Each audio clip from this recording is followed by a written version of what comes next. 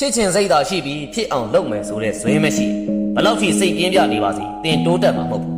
လူရသာအောင်မြင်ခြင်းသာစိတ်တက်ကခဏခဏကြာနေတင့်အတွက်ပန်းနိုင်မရှိဘူးလူရည်လို့ဖြစ်လာရင်ခံယူချက်ဥတီချက်ရည်မှန်းချက်ရှိရလေထဲတိုက်အိမ်စောင့်နေတပည့်ရတော့ဘဝကလည်းလေပေါ်လုံးလိုပဲတရွရွလေးနေရမျောနေမှာ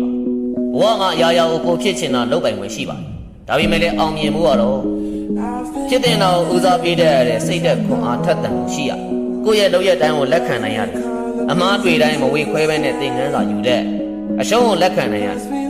ဝေဖန်မှုတိုင်းကိုလည်းအမားအမှန်ခွဲခြားပြီးလက်ခံတဲ့တာကိုသင်ယူလက်မခံတဲ့တာကိုအတွေ့အကြုံချက်ချင်းထုတ်ပြပါသင်ယူပါလေးလာပါပညာဆိုတာသင်ယူလို့ကုန်သွားတယ်မရှိပါဘူး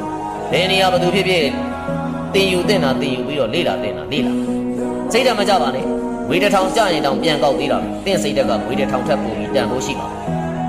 စိတ်ကောင်းထားပါစိတ်ကောင်းထားရင်ကံကောင်းပါလေစေတနာလူတိုင်းနဲ့မတိုင်ရင်နေပါစေ